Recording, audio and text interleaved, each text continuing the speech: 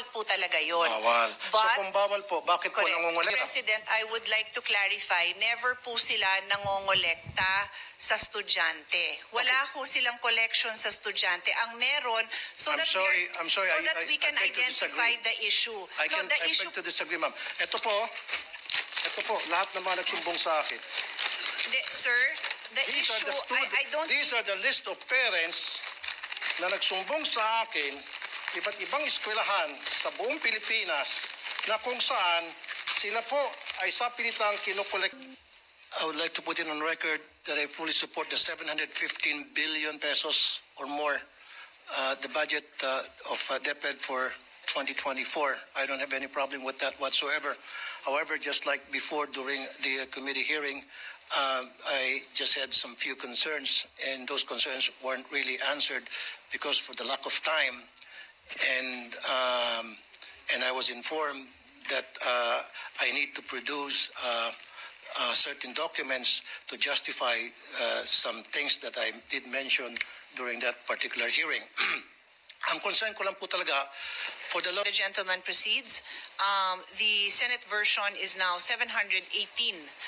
Okay, 718. Let's make it 719.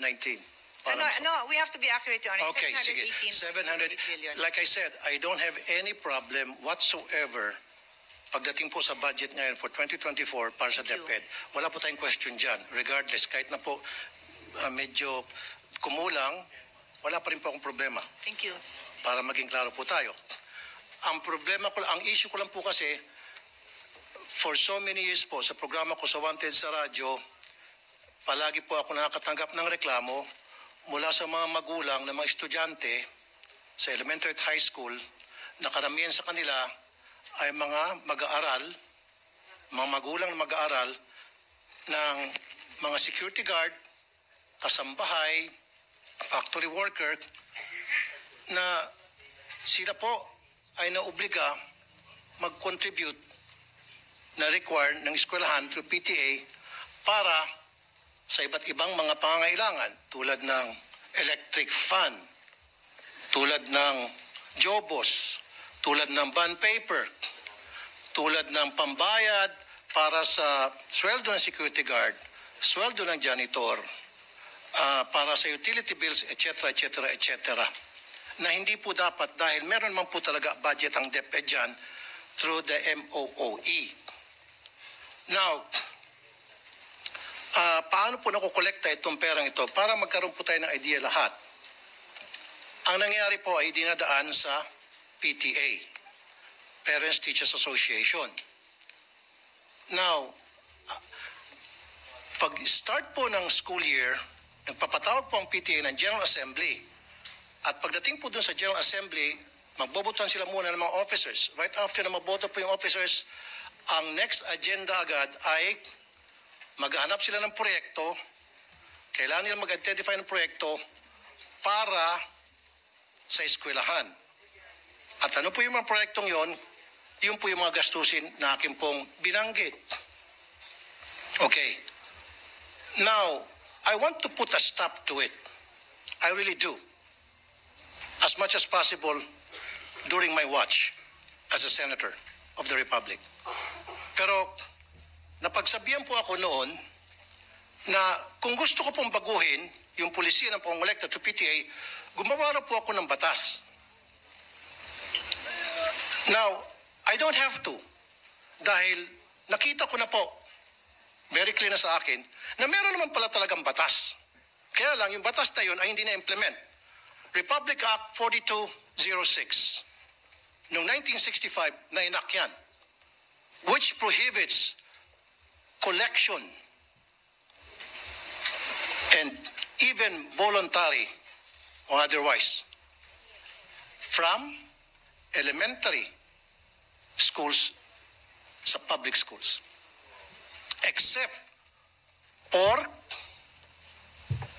Red Cross, except for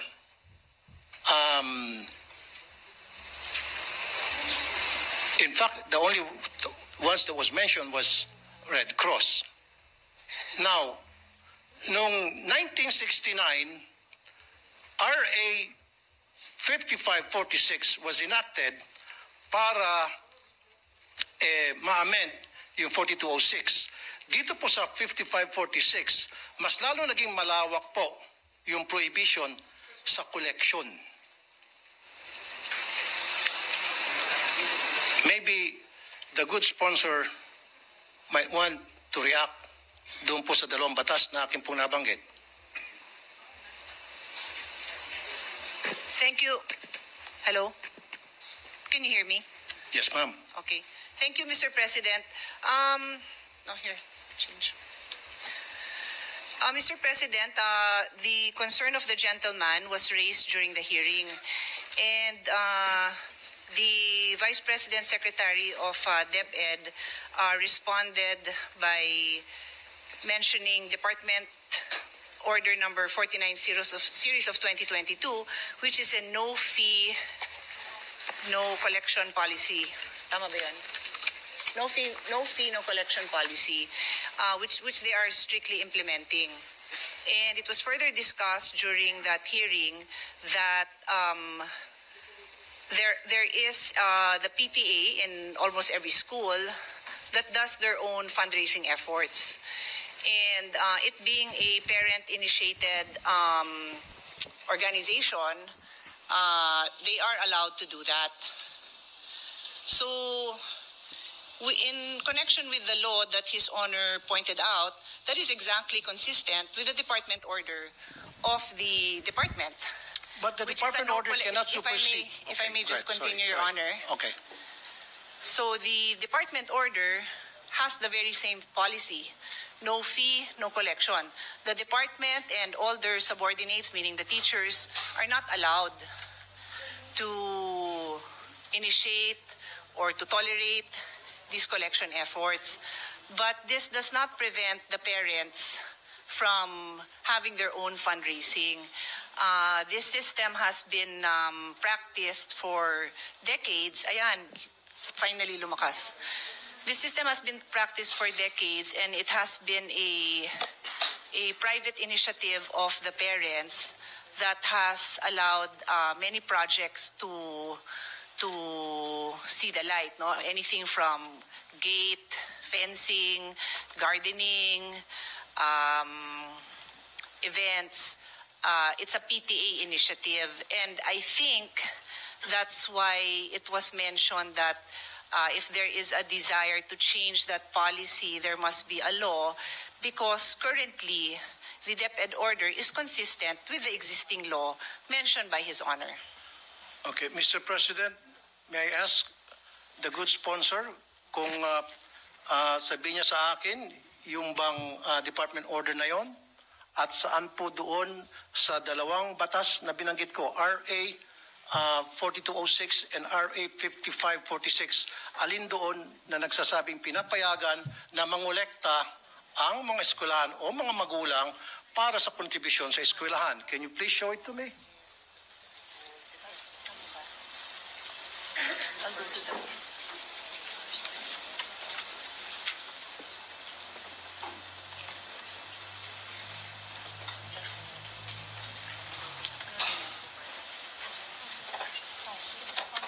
Maybe I can help the good sport. If His Honor can, Mr. President, if His Honor can give me a minute to just review, and then I will be happy to yield the floor, of course, anytime. Sure, session suspended for me. Thank you for the patience of the sponsor. As His Honor had pointed out, it's a 1965 and 1969. No, the first one was 65 yata and 69 law. So this representation had to refresh herself on those laws, Your Honor. Hindi pa ho ako pinapanganak nung 1965. Nung inamen, pinanganak na ako, pero hindi ko pa to nabasa, inaamin ko naman po. Anyway, if we may go to the very important point of the gentleman, no, for the parents, no, who have expressed their problems, no, who have reached out to share their problems. No, we respect that, Your Honor, and we totally respect and appreciate His Honor's persistence in bringing this to the attention of DepEd, so that if there are solutions that can be made, they can be made. With that in mind, Your Honor, the question of His Honor, if I may paraphrase it to be sure that I respond accurately, kolekta ang PTA. Tama ho ba ang intindi ko sa tanong? Is that a correct understanding? RA 5546, bawal po talaga ang contribution, collection sa mga estudyante whatsoever, whether yan ay voluntary or otherwise, except for Red Cross, Girl Scout, Boy Scout, and Barrio High School. Yun lang po talaga minention sa 5546. Wala nang iba pa. Kaya kung meron pong ginagawang koleksyon other than those mentions, then that is against the law, against 5546, which is happening right now in so many public elementary high school. And marami pong lumabas na mga department order, and I can mention a few of them, that they're trying to circumvent the law para lamang matuloy yung gusto nila mangyari ng eskwelahan na kumolekta. Ang point ko lamang po dito, Mr. President, Your Honor, Madam, mag-implement na tayo ng policy. Meron tayong law, then dapat it's up to the executive para ma-implement itong law. Because the last time I was informed na gumawa ako ng batas para ma-implement na raw, mag-implement ng batas. Nagagawin ko, I don't have to because meron na palang dalawang batas, Your Honor. Yes. Your Honor, Mr. President, His Honor is correct in his paraphrasing or delivering the provisions of RA 5546 kung saan ho, and I will just read it, no, para clear, Yes, ang maintindihan din ng mga kasamahan natin yung issue po na malapit po sa puso ng ating kasamahan. The Section 1 of RA 5546 states, the sale of tickets and or the collection of contributions in any form whatsoever by any person for any project or purpose, whether voluntary or otherwise, from school children, students and teachers of public and private schools, colleges and universities is hereby prohibited. Tama po, sir, no? Yan, Mr. President, yan po ang tinutukoy ng ating kasamahan. Tama po. Tama ho ba?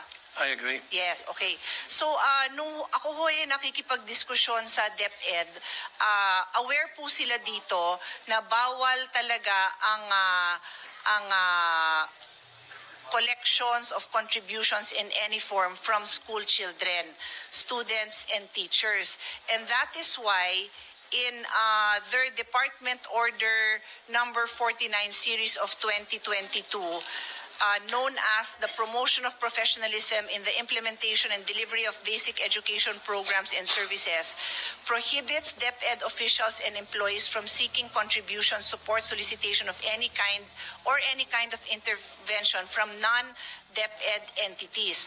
It goes on to say, likewise, the department implements a no-fee collection policy wherein no fees shall be collected from learners in kindergarten up to grade 4, while fees on certain memberships may be collected from learners in grade 5 and above, strictly on a voluntary basis, i.e.g. Boys and Girl Scouts, Philippine National Red Cross, Parent-Teachers Associations. So ito po yata, sir, ang implementing order na hinahanap nyo, Mr. President. Is His Honor, do I respond to His Honor's question by pointing out this DepEd order number 49? Thank you, Mr. President, Your Honor. Pero can a department order supersedes a Republic Act? Mr. President, in my humble legal opinion, this department order is consistent with the law. But I am very open to hear His Honor's concerns kung meron dito sa department order na inconsistent, kasi isa po ako sa naniniwala na hindi talaga dapat nagsusupersede ang Correct. isang department order.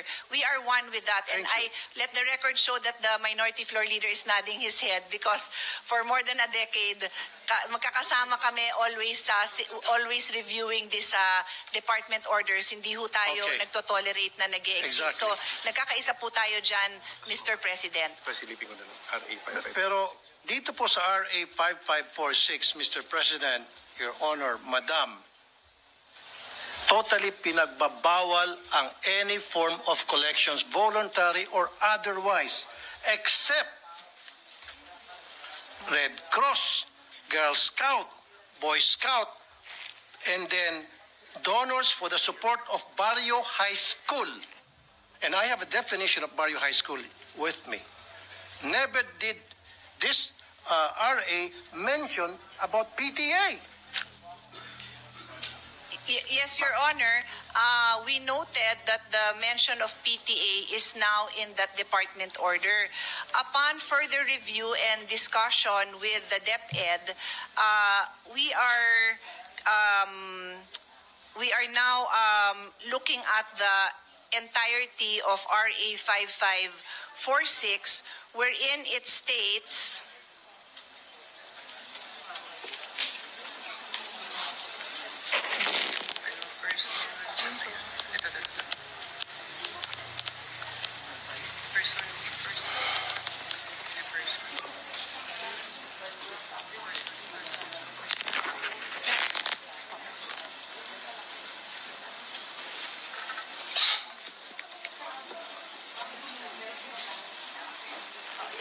Yes. Oh, yun pala. Yes.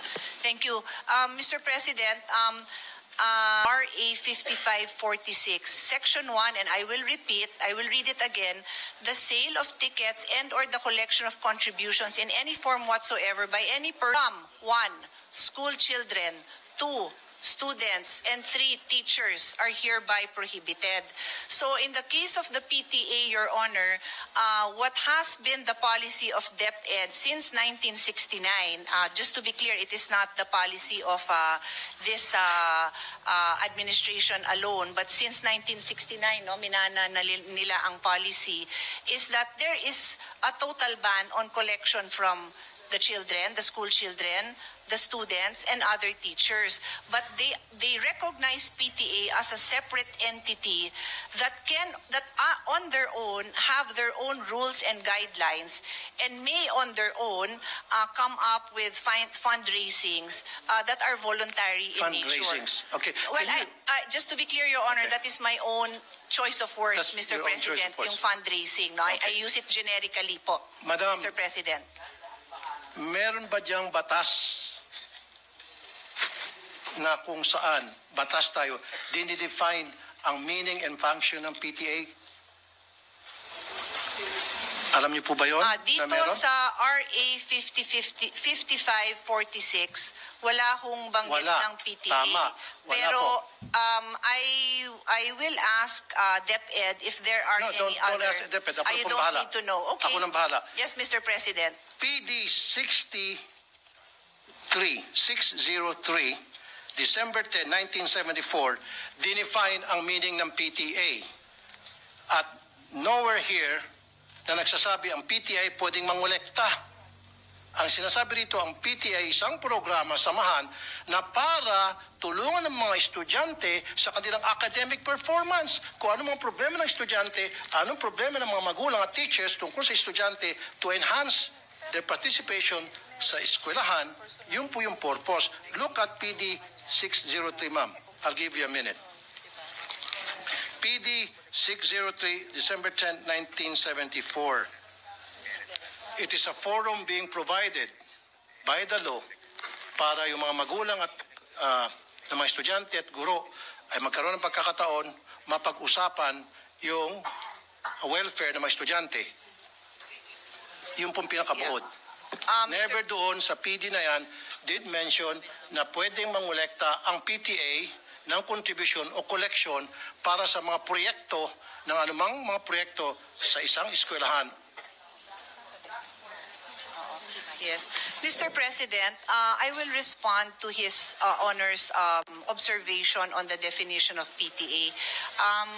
Umpisahan ko po kung ano tong PD 603, no? This is the Child and Welfare Code. Familiar po tayo dyan. It's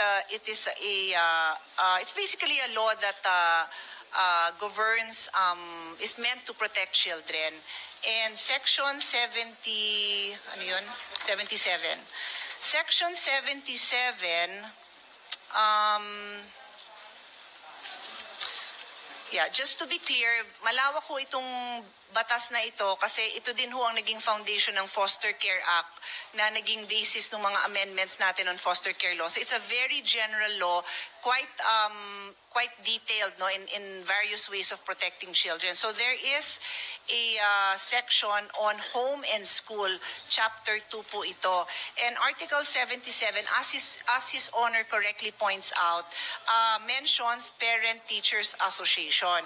It states every elementary and secondary school shall organize a Parent-Teacher Association for the purpose of providing a forum for the discussion of problems and their solutions relating to the total school program and for ensuring the full cooperation of parents in the efficient implementation of such programs. All parents who have children enrolled in a school are encouraged to be active members of its PTA and to comply with whatever obligation and responsibility such membership entails. Parent-teacher associations all over the country shall aid the municipal and the local authorities and school officials in the enforcement of juvenile delinquent control measures and in the implementation of programs and activities to promote child welfare. Mr. President, in response to His Honor's concern or conclusion that the Parent Teachers Association do not have the authority to collect. Tama ho, no, sir? Mr. President, that is the question, no? That the Parent Teacher Association, by definition here in PD 603, do not have the authority to collect. That is the question, Let correct? me rephrase what I said. Mr. President, Your Honor, I want a clear definition in our law that states that the PTA is allowed to collect contributions, voluntary or otherwise. Saan po sa ating konstitusyon, saan po sa ating batas. Yun po gusto ko para maging malinaw po sa ating lahat. Yes, Dapat po understood. nandito, meron po ba? In fact, ang nakita ko lamang pong definition ng PTA, which is, sabi mo, very vague, general, is PD 603, pinakamalapit. However, din sa PD 603, hindi po sinasabi na ang PTA ay binuo para mangolekta sa mga estudyante ang mga eskwelahan. Mr. President, Your Honor, Madam.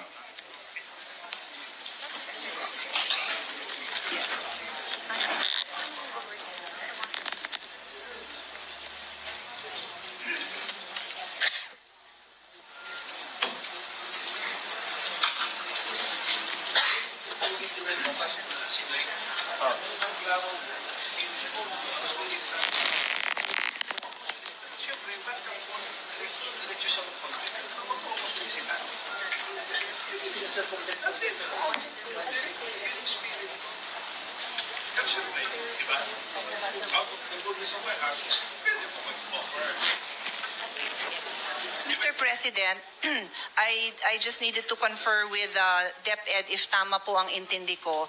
So in Article 77 of PD 603, which I had just read into the record, as I said, it states there that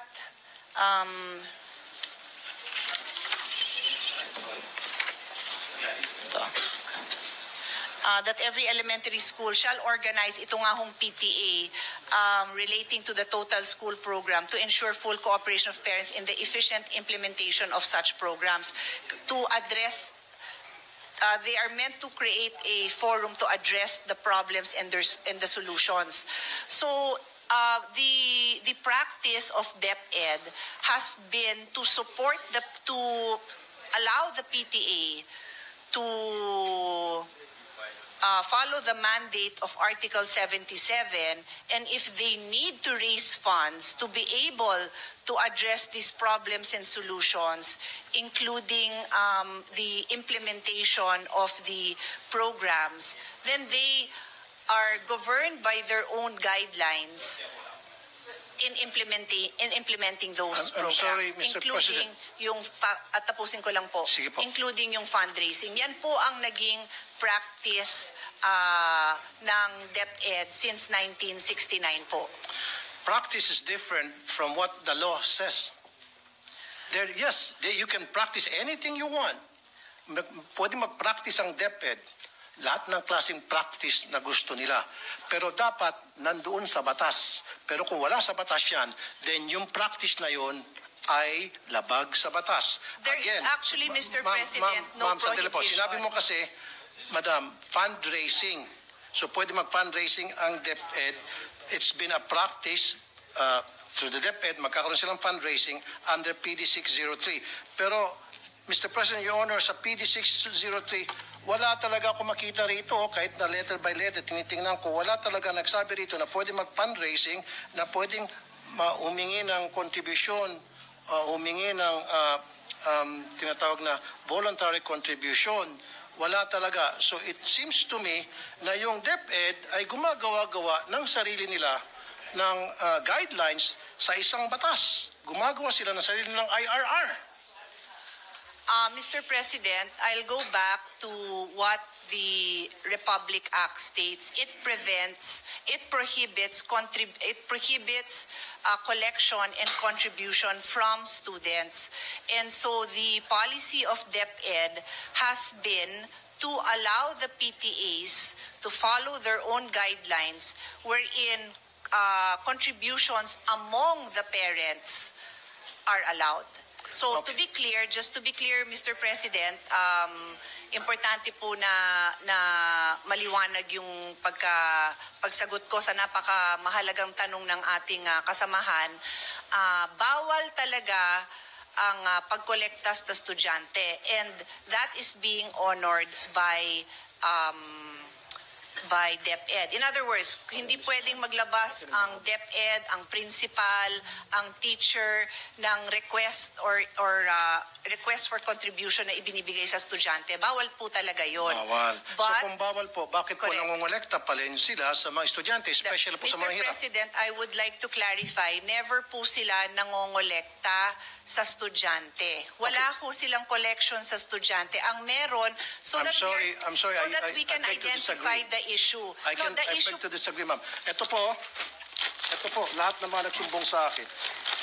Sir, the issue, I don't These are the list of parents na nagsumbong sa akin, iba't ibang eskwelahan sa buong Pilipinas, na kung saan sila po ay sapilitang kinukolektahan ng mga electric fan at kung ano pang mga gamit sa eskwelahan, na meron man pong budget sa MOE ang DepEd for those things. Yes. Mr. President, first of all, may I request that that list is Yes. submitted I'll be so more than that happy to we give it to can you. give it to DepEd kasi I believe they have committed in the hearing pa lang na any violation po, iimbestigahan naman po nila. They made that commitment po. The only item left for the discussion on the floor right now is yung authority mismo ng PTA. So any direct contribution o collection sa estudyante, talaga hong iimbestigahan nila. So tama, ang pagkaintindi ko, Mr. President, sa issue is, so si PTA ba pwedeng mangolekta? And ang sinasabi po sa atin ng DepEd, the policy since 1969 has been to recognize the PTA's authority to decide among themselves. They have their own rules, they have their own guidelines to do their fundraising, that is a generic term that I'm using, among the parents. Hindi to sa bata, hindi apektado yung pagpasok ng bata, hindi apektado ang grade ng bata. Bakit ginagawa ng parents yon? Kasi kulang ang pondo.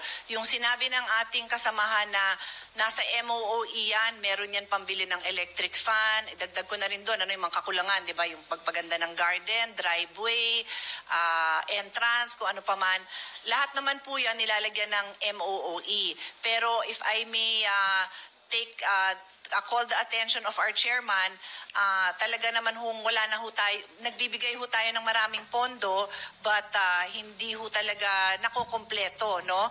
In fact, ako na magsasabi, because baka may magtanong, yung mga repairs, no? Pagpalagay mo ng may electric fan dun sa loob ng classroom, o di kaya yung picture na pinakita ni Senator Bongo, medyo bumagsak yung kisame, lahat po yun falls under repairs of basic facilities. Pero natanggalan po yan ng pondo, na ilipat po sa ibang pondo yan, hindi ho ng Senado. So may mga issue pong ganyan.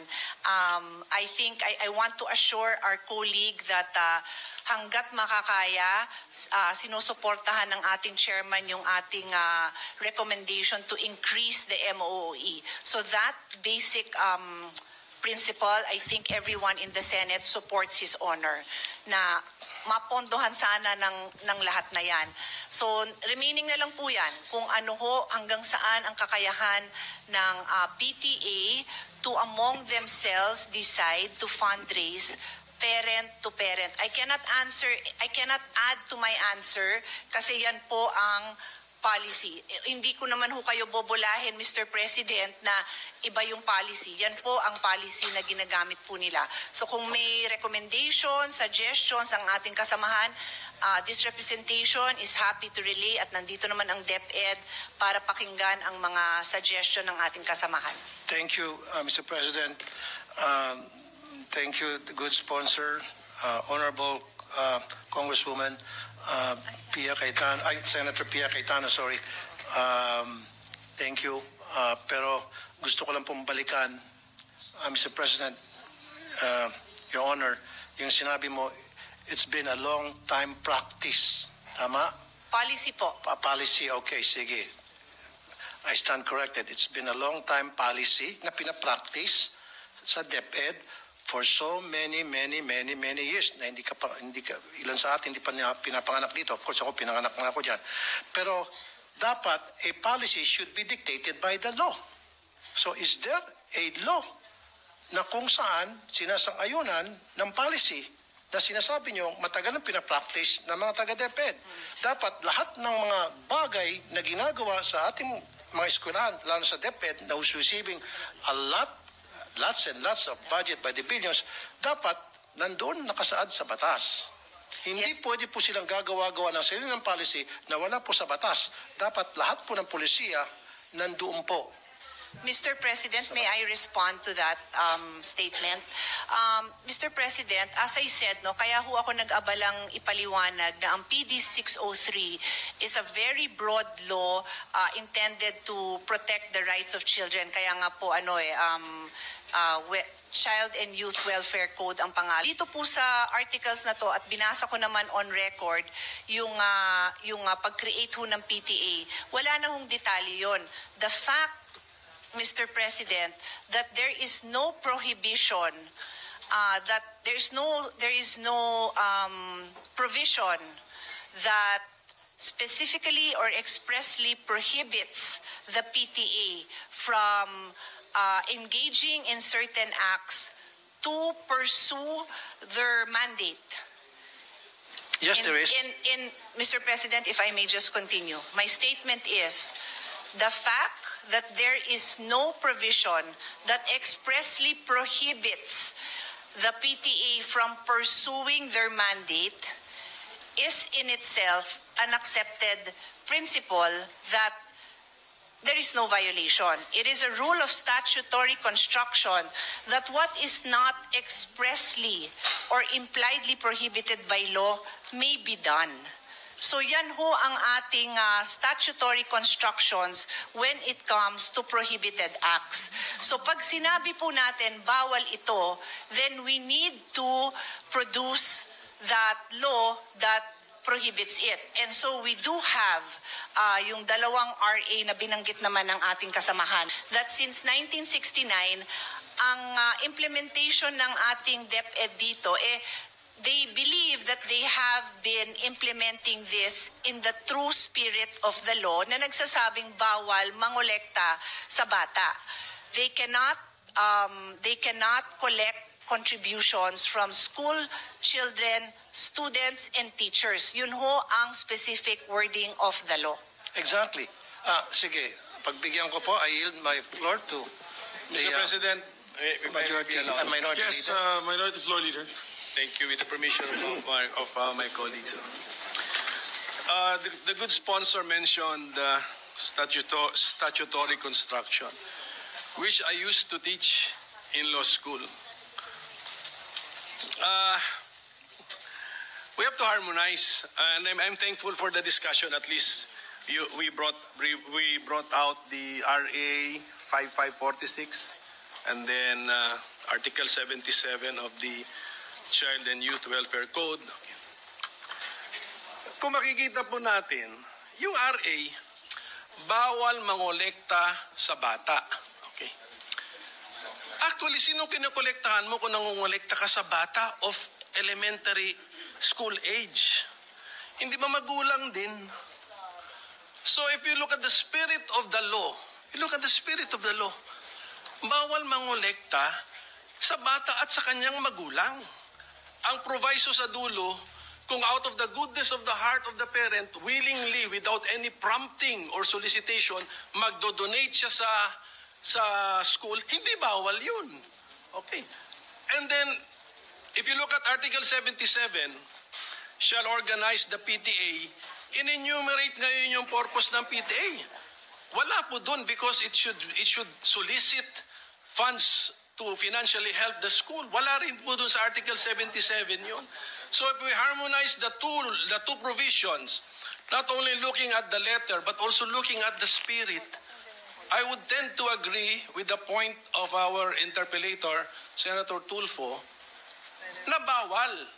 And if there is a department order na may interpret na pwede for the PTA to prompt or solicit or to ask contributions from the parents, let's review this department order because in my humble opinion, it violates the law, Mr. President. So thank you for the time, sir. Thank you, Minority Leader. With the indulgence of our colleagues, may we recognize, Mr. President, our Senate President Pro Tem for her interjection? With the Our indulgence. distinguished Senate President Pro Tempore, Senator Lauren Legarda is recognized. Thank you, Mr. President. May I humbly suggest that since the GAA is the most important piece of legislation, it may be applicable only for the next 12 months. However, but you can keep on making it a special or a general provision. If it is the advocacy of the good gentleman, the interpellator, and if the vice chair and the chair would agree, then perhaps a draft of a special provision to reiterate an old law or a policy that may be general but may apply to that may be reiterated in a special provision for the DepEd budget to use a better word, prohibit, not encourage, no forced contribution when applicable, when reasonable. I leave it to you how to draft it. If, based on the conversations, discussions I've been hearing, while it is a very important thing and there are many other issues in the education sector, perhaps the way forward for the solution would be a special provision. If the chair and the vice chair would agree, that would refer to policies, department orders, and the old law from the 1970s, which I heard. So that's my humble suggestion, Mr. President. How that provision will sound will be drafted. I leave it to the body. But it may prohibit or not, at least not encourage the contribution, especially from the poor families. Libre na nga ang matrikula, pero kung yung hinihingi ng contribution ay higit pa sa libreng matrikula, kawawa rin naman. So pwede natin gawin partiya ng ating batas na ginagawa. Thank you, Mr. President. Yeah, thank you. Doon naman po sa overall efforts, as you know, school-based feeding program is actually one of the ways na hindi napapansin. Pero ito po yung ways to prevent yung ating mga dropouts. Unquote. And I agree. And that's very commending. Pero it defeats the purpose na para hindi po magkaroon ng dropout, para ma-entice yung mga magulang na mga mahirap, na mga estudyante, mga mahirap na magulang na may mga estudyante, na papasukin sa eskwelahan ng kanilang mga estudyante dahil wala nang makain sa bahay. Di ba? Para naman mabusog pagdating sa eskwelahan. Pero pagdating naman sa eskwelahan, kokolektahan mo ng kung ano-ano. Then, yung iba pa nga sa kanila, yung mga sumbong sa akin, Sir, naglalakad na nga lang po ako, 2 kilometro, kasama pong aking tito. Wala po akong pampamasahe. Pudpud na nga po yung aking tsinela, sapatos. Pagdating doon sa school, ine-expect kami po ay magbigay ng para sa electric fan. Ito pa po, para sa kalaman ng marami. Kuminsan, pinapahiya pa po yung mga estudyante. Nagkakaroon po ng group chat. Nakalista doon sa group chat, sino-sino yung mga nagbigay at sino-sino pa hindi nakapagbigay. So yung mga hindi nakapagbigay, peer pressure, is either gagawa ng remedyo para makapagbigay, masama sa listahan, matanggap ng grupo, or hindi na lang papasok kasi napapaya sila, magda-drop out na lang. Sayang yung feeding program. So what I'm trying to say here, Mr. President, napakasimple lang naman eh. Okay lang may PTA. In fact, wala akong wala akong against sa PTA.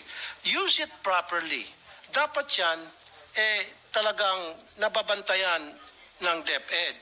Dapat yung PTA, gamitin lamang yan para pag-usapan po yung pong mga problema ng mga estudyante at mga guro para tingnan at i-monitor yung mga activities ng mga estudyante, yung kanilang academic performance. And this is the truth. Your Honors, siguro meron kang estudyante sa public school. May anak ka ba? Maybe wala. Or maybe may staff ka na nag-aaral sa public school because marami akong staff nag-aaral sa public school here in the Senate saka sa RTIA. At lahat sila nagsasabi na talagang pinipilit yung kanilang mga estudyante magbigay sa kontribusyon. Pag hindi ka nag-contribute, anong consequence? Hindi ka na maging paborito ng teacher. Ikaw ay pwedeng maiwan, ikaw ay mag-scrub ng sahig. Ikaw ang mag-erase ng mga nakasulat sa blackboard. Marami pa pagawa sa iyo. Pero kung ikaw nag-contribute, go home ka na, maganda pa ang grades mo. Yan po ang madalas na mangyari sa iba't ibang mga eskwelahan. At yan po ay documented. At yan po in-interview ko po lahat ng mga staff ko na may mga estudyante sa public school na nire-require po talaga sa PTA pa lamang, binoboto na agad kung ano yung mga pwedeng ma-contribute, ano pwedeng may ayos sa eskwelahan. Just imagine, Mr. President, Your Honor, every single year, kailangan mag-contribute ang mga estudyante para sa electric fund.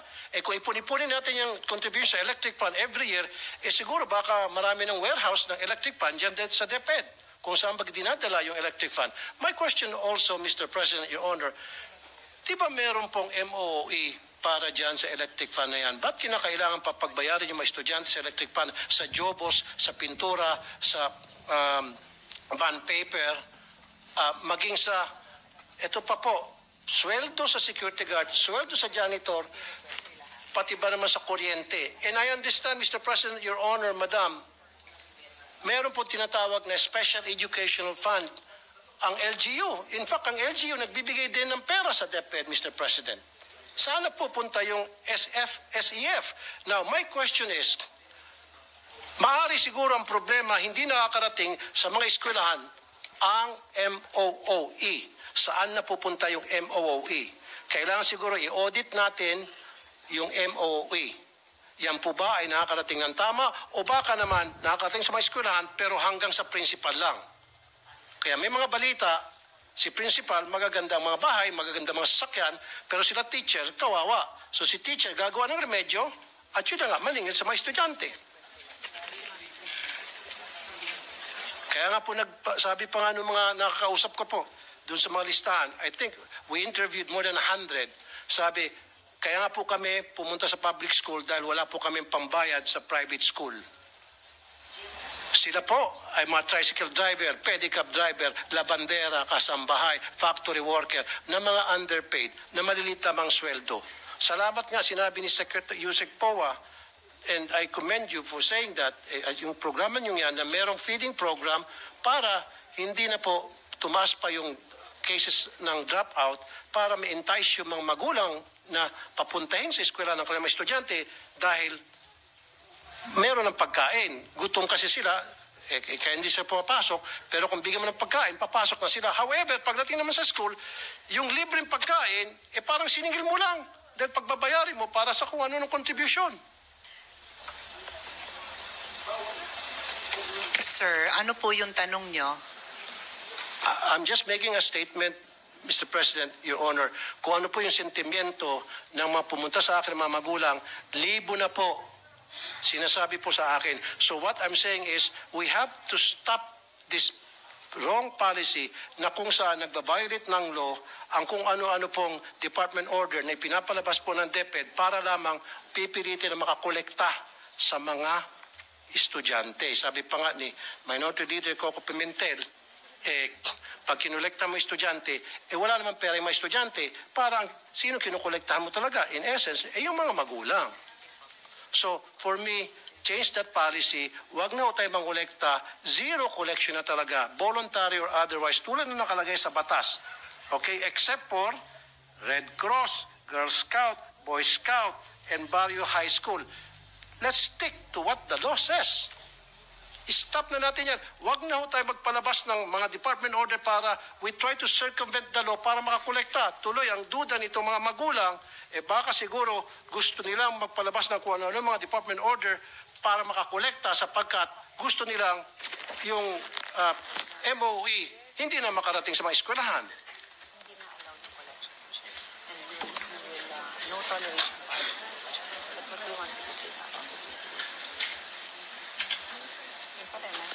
Now, may I add, Mr. President, Your Honor, kung sasabihin nyo lang sa akin ngayon na kayo po ay mag-issue ng department order telling all schools under DepEd, let's stick to 5546, period.